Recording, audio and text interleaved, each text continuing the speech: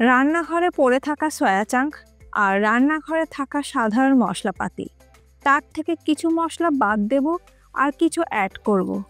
সাধারণ সয়া চাঙ্ককে অসাধারণ করে তোলার চেষ্টা, যেটা জিভে পড়লেই মনে হবে ওয়াও। নমস্কার বন্ধুরা, রুমার হেসেলে সবাইকে স্বাগত। আমার আজকের রেসিপি ক্রিমি সয়া চাঙ্ক। রেসিপিটা কেমন লাগলো অবশ্যই জানাবেন, ভালো লাগলে সবার সাথে একটু শেয়ারও করে নেবেন। রান্নাটা করার জন্য কড়াইতে দিয়ে দিলাম পরিমাণ মতন জল। জল ফুটে উঠলেই দিয়ে দেব 2 কাপ সয়া চাঙ্ক। আপনারা আপনাদের পরিমাণ মতন সয়া চাঙ্কটা ব্যবহার করবেন। মিডিয়াম টু হাই ফ্লেমে সয়া চাঙ্কগুলোকে ফুটিয়ে নেব। মিডিয়াম টু হাই ফ্লেমে মিনিট 2-3 সময় ধরে সয়া চাঙ্কগুলো আমি ফুটিয়ে নিয়েছি।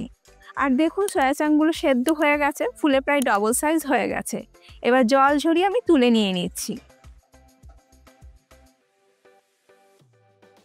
সেদ্ধ করে নেওয়া সয়া চাঙ্কগুলো আমি আরও একবার ভালো করে ধুয়ে নিয়েছি, আর সয়া চাঙ্কগুলো কিন্তু এখন ঠান্ডা হয়ে গেছে। এবারে সেদ্ধ করে নেওয়া সয়া চাঙ্কগুলোকে নিগড়ে এক্সট্রা জলটা ঝরিয়ে নিয়ে আলাদা একটা পাত্রের মধ্যে আমি নিয়ে নিচ্ছি। সয়া চাঙ্ক সেদ্ধ না করে মিনিট 3-4 গরম জলে যদি ভিজিয়ে রাখেন তাহলেও কিন্তু সয়া চাঙ্ক সফট হয়ে যায়। তারপরেও কিন্তু আপনারা রান্না করতে পারেন। সমস্ত সয়া চাঙ্কের থেকে কিন্তু আমি এক্সট্রা জলটা ঝরিয়ে নিয়ে নিয়েছি। এবার এই জল ঝরিয়ে নেওয়া সয়া চাঙ্কের মধ্যে দিয়ে দিচ্ছি স্বাদ মতো নুন, গরম মশলা গুঁড়ো দিয়ে দিলাম 1/2 টিস্পুন, আর দিয়ে দিচ্ছি বেসন 2 টেবিল স্পুন। এবারে সব কিছু দিয়ে সয়া চাঙ্কগুলোকে ভালো করে মাখিয়ে নেব। বেসন, স্বাদ মতো নুন আর গরম মশলা গুঁড়ো দিয়ে সয়া চাঙ্কগুলোকে ভালো করে মাখিয়ে নেবার পর এবার এই সয়া চাঙ্কের মধ্যে দিয়ে দিচ্ছি 1 টেবিল স্পুন আদা আর কাঁচা লঙ্কা বাটা। এই সব কিছু দিয়ে আবারও সয়া চাঙ্কগুলোকে ভালো করে মাখিয়ে নেব।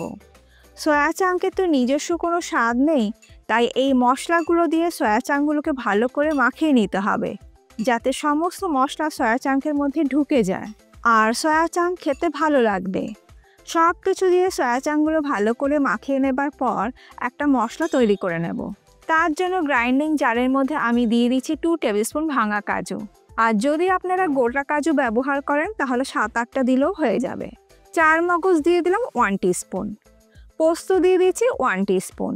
এবার এইগুলোকে আগে শুকনো গুঁড়ো করে নেব। আগে যদি এইগুলো শুকনো গুঁড়ো করে নেওয়া হয় তাহলে পরবর্তী সময় মশলাটা স্মুথ করে বেটে নেওয়া যায়। এবার এই গুঁড়ো করে নেওয়া মশলার মধ্যে দিয়ে দেবো 1 ইঞ্চি আদার টুকরো। কাঁচা লঙ্কা আমি দিয়ে দিলাম 4-5টা, তবে ঝালটা অবশ্যই নিজেদের স্বাদ মতন ব্যবহার করবেন। এবার অল্প পরিমাণে জল দিয়ে মশলাটাকে খুব ভালো করে বেটে নেব। মশলাটা আমি খুব ভালো করে কিন্তু বেটে নিয়েছি। রান্নাটা করার জন্য কড়াইতে দিয়ে দেবো 2 টেবিল স্পুন সাদা তেল। তেল গরম হয়ে গেলে দিয়ে দেবো চৌকো টুকরো করে কেটে নেওয়া ক্যাপসিকাম।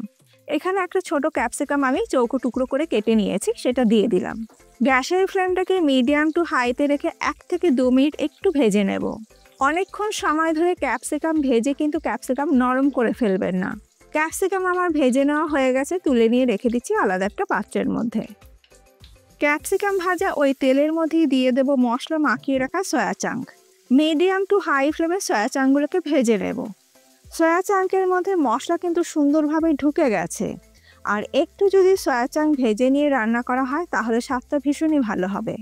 মিনিট 3-4 সময় ধরে সয়া চাঙ্কগুলো আমি ভেজে নিয়েছি। এবার সয়া চাঙ্কগুলোকে আমি তুলে নিয়ে রেখে দিচ্ছি আলাদা একটা পাত্রের মধ্যে। সয়া চাঙ্ক ভেজে তুলে নেবার পর ওই কড়াইতে দিয়ে দেবো আরও 2 টেবিল স্পুন সাদা তেল। তেল গরম হয়ে গেলে ফোড়নে দিয়ে দেবো 2 টুকরো দারচিনি, 3টে লবঙ্গ, 2টো ফাটিয়ে নেওয়া ছোটো এলাচ আর একটি তেজপাতা। 30 থেকে 40 সেকেন্ড ফোড়নটাকে একটু ভেজে নেব। ফোড়নে থেকে সুন্দর গন্ধ বেরোলে দিয়ে দেবো বেটে নেওয়া মশলা। গ্যাসের ফ্লেমটাকে কিন্তু লোতে রেখেছি। গ্রাইন্ডিং জারের মধ্যে সামান্য জল দিয়ে বাকি মশলাটা আমি দিয়ে দিলাম। এবার আমি এর মধ্যে গুঁড়ো মশলাগুলো দিয়ে দিচ্ছি একে একে। জিরে গুঁড়ো দিয়ে দিচ্ছি 1 টিস্পুন, ধনে গুঁড়ো আমি দিয়ে দিলাম 1 টিস্পুন, রঙের জন্য আমি দিয়ে দিলাম Kashmiri red chilli powder 1/2 teaspoon. গ্যাসের ফ্লেমটাকে লোতে রেখে মশলাটাকে ভালো করে কষিয়ে নেব। গ্যাসের ফ্লেমটাকে কিন্তু অবশ্যই লোতে রাখবেন, কারণ কাজু বাদাম ব্যবহার করেছি, নাহলে কিন্তু তলায় লেগে যেতে পারে। আর এই রান্নাটা হতে কিন্তু খুব বেশি সময় লাগে না, খুব কম সময়ের মধ্যে কিন্তু হয়ে যায়। তাই যে কোনো দিন রাত্রে কিন্তু আপনারা রুটি পরোটার সাথে কিন্তু এটা বানিয়ে নিতে পারেন, বা সকালে জলখাবারও কিন্তু রুটি পরোটার সাথে এটা বানিয়ে নিতে পারেন। লো ফ্লেমে মিনিট 3 মশলাটা কষিয়ে নেবার পর দেখুন মশলা থেকে কিন্তু তেল সেপারেট হয়ে গেছে। এবার আমি এর মধ্যে দিয়ে দেবো আগে থেকে ভেজে রাখা সয়া চাঙ্ক। এবার লো ফ্লেমে সয়া চাঙ্কের সঙ্গে মশলাটাকে ভালো করে কষিয়ে নেব। কষাতে কষাতে দিয়ে দিলাম আগে থেকে ভেজে তুলে রাখা ক্যাপসিকাম। এবার ক্যাপসিকামটা দেওয়ার পরও কিন্তু সব কিছু একসাথে ভালো করে মিশিয়ে নিয়ে কষিয়ে নেব। মিনিট 3 কষিয়ে নেবার পর এবার আমি এর মধ্যে দিয়ে দিচ্ছি পরিমাণ মতন হালকা গরম জল। জলটাকে দিয়ে সব কিছুর সাথে ভালো করে মিশিয়ে নেব। সব কিছু ভালো করে মিশিয়ে নেবার পর দিয়ে দিলাম স্বাদ মতো নুন। নুনটা দিয়ে সব কিছুর সাথে ভালো করে মিশিয়ে নেব। মিশিয়ে নেবার পর গ্যাসের ফ্লেমটাকে লো টু মিডিয়ামে রেখে মিনিট 2-3 ফুটিয়ে নেব। মিনিট 3 ফুটিয়ে নেবার পর আমাদের creamy soya chunk almost done. একদম শেষে আমি দিয়ে দিচ্ছি ড্রাই রোস্ট করে নেওয়া কাসুরি মেথি 1 টেবিল স্পুন। যেহেতু নিরামিষ রান্না তার জন্য কিন্তু একটু ঘিটা দিতেই হবে। দিয়ে দিলাম 1/2 টিস্পুন ঘি। দিয়ে দিলাম 1 টিস্পুন চিনি।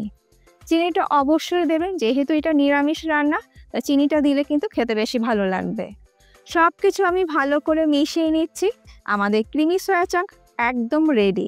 গ্যাসের ফ্লেমটাকে আমি বন্ধ করে দিলাম। এবার ঢাকা দিয়ে মিনিট 3 এটাকে স্ট্যান্ডিং টাইমে রাখবো, তারপর এটাকে আমি সার্ভ করছি।